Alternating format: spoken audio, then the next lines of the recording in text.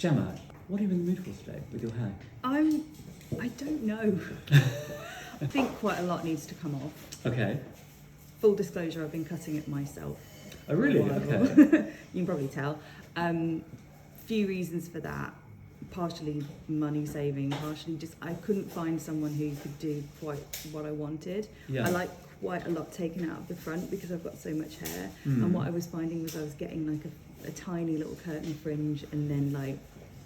So you didn't want to have this, is that right? No, I mean normally it's a bit shorter than this. Okay. And what happens is this bit cowlicks. It cowlicks, okay. So I think my dream of having a lovely 1970s kind of this sort of thing is difficult to maintain. Okay. You can see it breaks there. Because it breaks up there. And even when this gets longer and heavier, do you find that still happens? I actually find that it happens when it hits this length. Right.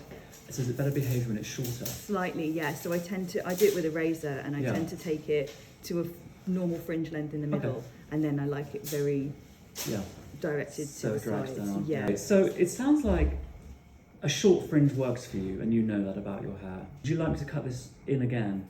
Shorter? I'm unsure. I think it depends on what I'm doing with the rest of it. What I'm worried about is I don't think I can pull off a French girl cool bob anymore. Okay. So if we're going much shorter here, I think this needs to grow out a bit and be a bit longer. Right. My concern, I've been toying with going shorter for quite a long time, but because it's so much shorter here and there's a lot there, I worry I'm going to end up with a bit of a page boy. Yeah. And you can see it's quite wavy naturally. This is just air dried. I didn't do anything to it, so you can see my natural texture. Yeah. Yeah, I understand. Okay, we have quite a few options, don't we? Yeah. I think you're right. I agree with you. If you want to go for something shorter and quite square, it would be good to grow this out first. Otherwise, it's going to look disjointed. So the question is, what can we do now with it that is going to make you feel like you've got something new and something interesting? Do you have any particular ideas about what you might like? I've got one photo that I found literally 24 hours ago and went, oh, that might work. Great. Inspo photos are great. Do you want to grab it? Okay, that's lovely. I like I think my hair needs a slightly straighter cut across the bottom or it's going to flick under and look a bit Rachel. I think that's a great idea because I can already envisage it, largely because you have this movement that comes through here and it kind of resolves there, doesn't it? There's a movement just about this point here. Yeah, and then the rest just hangs down. So I think that would be great. And I agree with you. You want it to be enough under the shoulder so your hair doesn't start to flick out and do the Rachel thing. So your collarbone is about there. Collarbones are a great length if you do want to flick. So anything below the collarbone is going to make your hair hang better and have a nice sense of weight. I think that would be great. And what I think is that if you do want to go up to the off-the-shoulder, almost jaw-length square bob, this will be a great intermediary step. And then maybe in 3 or 4 months' time, once this has grown down and you've seen how these waves are starting to behave, you could then consider bringing it up. Yeah, it's time to do something a bit more. Get rid of the dead weight. Yeah, I mean, it needs to go, doesn't it?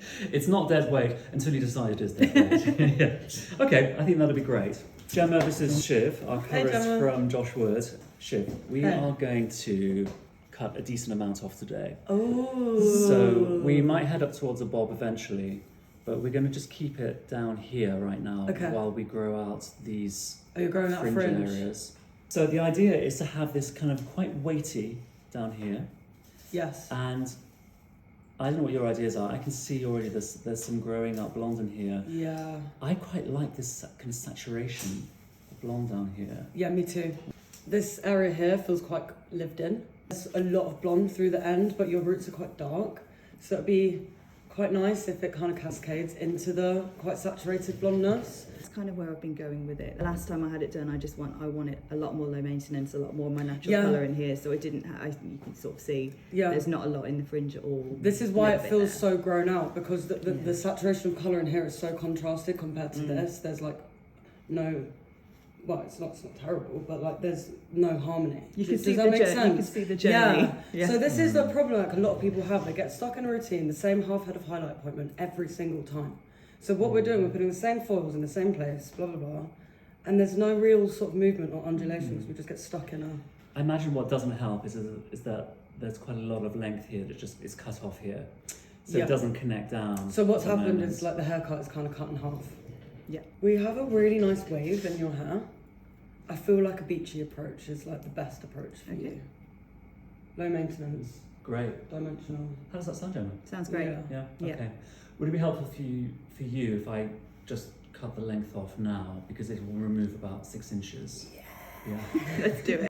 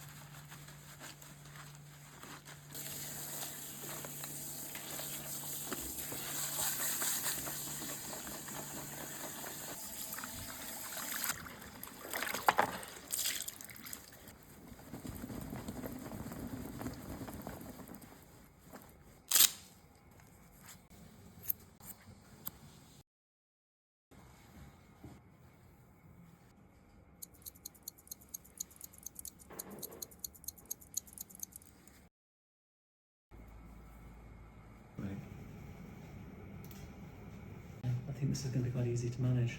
Excellent. You can go now. Just let the elements do the rest. How would you like me to dry today? It would be cool to see how it looks with a bit more styling. Sure. Because, like you say, I can see from this that actually, if I let this dry, it would be all right. Just a bit of something to smooth the ends. Do you ever use a curl product in your hair? Yes. That would be ideal for this. Just curl product and then either scrunch it or take sections and twist. So that's something always to bear in mind. So just little twists, scrunch it, arrange your fringe, let it dry naturally. What's your uncle? So what I like to do is blow dry it smooth and then just put some sort of nice sort of twists and movements in it. Do you have any implements at home, like an air wrap or? I haven't like got that? an air wrap. I've asked for the sharp one for Christmas actually, but I've got one of the big brushes. Okay. Like it's like the Revlon one, the oval shaped brush. I've got tongs. I've got wands. I've got. Do you use that here? I tend to put rollers in at the front. Okay, great. Okay, and then the wands you can use through here, so you can sort of pick out sections and bits. literally do that. Fab.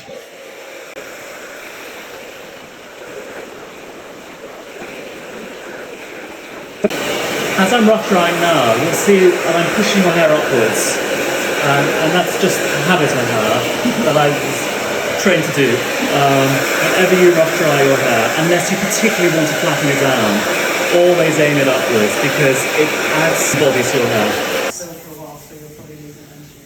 Yes. I was thinking that. Is it also doing that? What's the name of the page 3 model from the 80s? Samantha Fox. Fox. I was thinking as you were drying it, it's going very 80s actually, but it's cool. Yeah. How's it feeling, the balance? Yeah. Great. I think that's working nicely. So I don't need to do any more. That's style. If you want root lift, I really like this, and I find this really helpful to apply this quite systematically at the root. So if you start off where your hair naturally parts, just go in there. Literally spray it into that crease, you'll get a nice bit of foundation, and then just create more parts and go in section by section, just applying to the roots.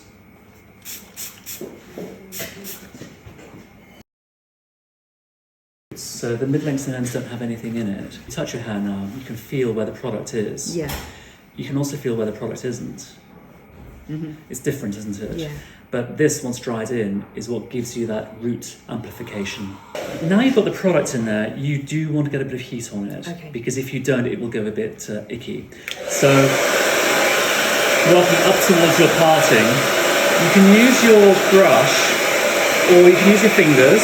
Sometimes I will use a comb if you really want to Oh wow, You can see the lift that the comb gives. So for just a generalised aeration, I would go for the vent brush.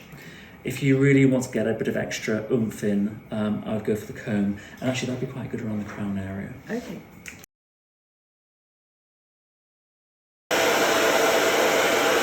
It's getting more 80s by the minute, isn't it?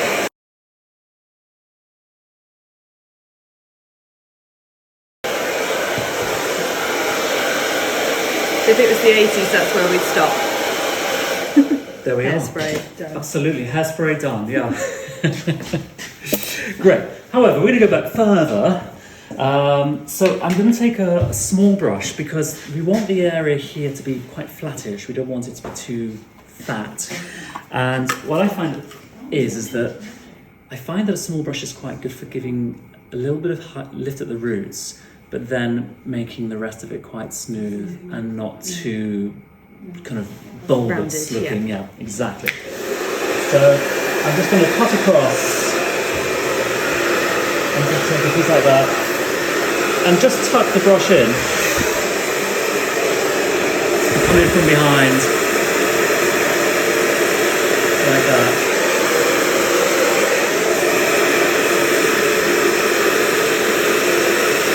So that is going to give you the full fringe. If you want now to find your parting, this is a good moment. So decide where you want that to be. And it will sort of sit like that. But what you can also do now is, if you want to train the fringe to kind of come around like that, while your hair is still warm, I suggest taking the brush like that, so vertically. Take the hair and then pull it towards you, towards the middle. Give that a second, and then let it open out. And you will then create that sort of finish off in that direction.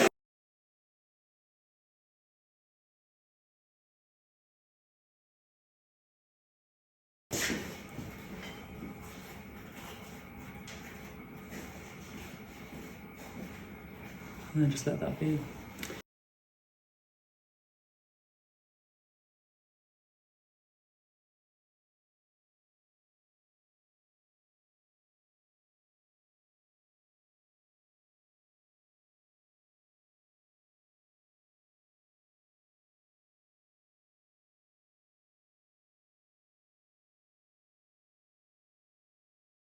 So what I've done is I've basically just blow dried little pieces into twists, and now we'll just shake it out.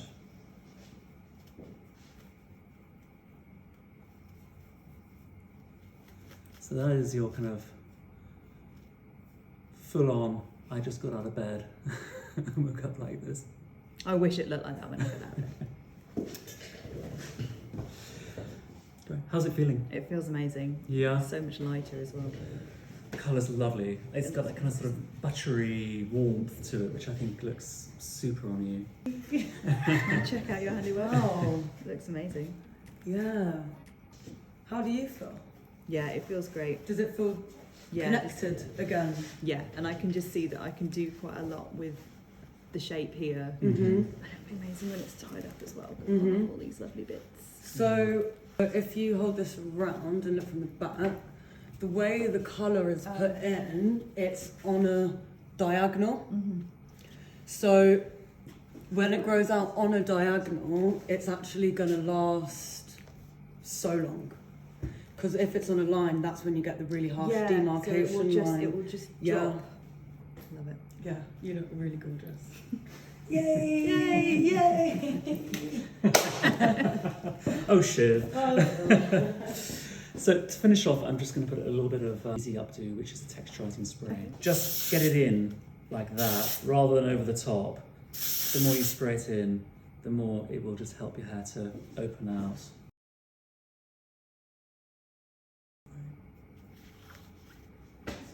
There we go. Amazing.